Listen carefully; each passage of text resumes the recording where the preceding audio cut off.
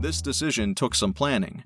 If I was going to live my life on the wallets of others, I did not want to feel guilty about it. What I needed was a clear perspective. I locked my place up and walked to a local coffee shop.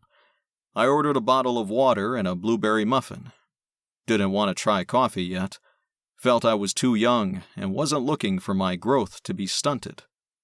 Then I sat there, pretending to thumb through another newspaper as I watched people walking past the windows.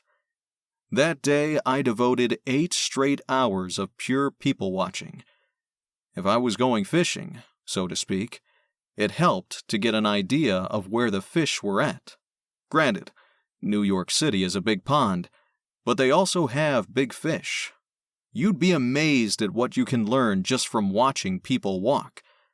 I liked the experiment so much, I did it every day for 2 weeks. The picture was getting clearer each day. After a while, I began filling in the details of these strangers' lives in my own head.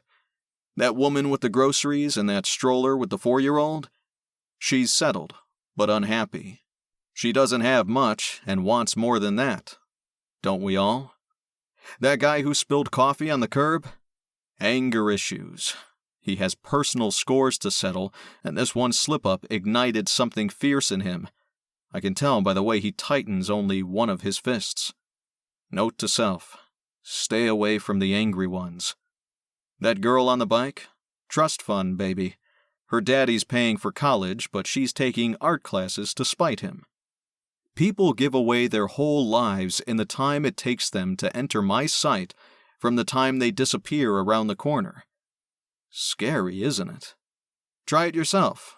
I know you're curious. Go ahead. Stop reading this book for a second and look out the window. I can wait. Now, imagine making a career out of that. Who knows? Wouldn't it be a trip if I walked past right as you were reading this portion of the book? Nah, I'm just screwing with you. Anyway, back to the story at hand. I was good at doing my homework. A couple of times I even asked what people did for a living. Struck up some decent conversations, but it was all research in the end. If people want to talk, they'll talk. Talking away at anything. It's almost like an open invitation therapy session. For my dime, I bet it did them some good. But finally, I had arrived at the big kahuna. A businessman stepping out of his own limo. He had a thick build and an even thicker neck with a 3-piece suit and a long navy blue trench coat. His hair was slick, but graying around the ears. He wore black gloves. A clean-shaven, narrow-dweller who had the bad luck of coming into my sights. This was a man who hit the big time and wanted to flaunt it. I could tell from the look of his manicured eyebrows all the way down to his black dress shoes. It was time to cast my line. I won't go into all the details save for this. To this day, I have not returned to that coffee shop. That guy was plenty mad when he found out his wallet was stolen, and only struck wise when I was 3 intersections away. Man, I can still hear his belly-aching shout ringing in my ears. I checked the wallet an hour later when I got to my place. Just as I had thought. 4 credit cards, all platinum, and $1,500 of, I assume, walking around money.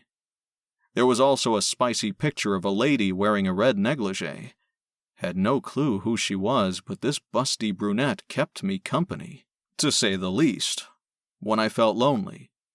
I was only a boy, but curious about women.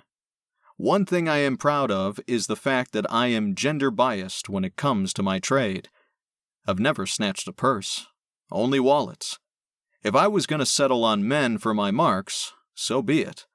Yeah, they are more inclined to hurt you, but they can get real clumsy in a hurry. Women aren't like that. Women flow elegantly in and out of every situation. I have a lot of respect for that.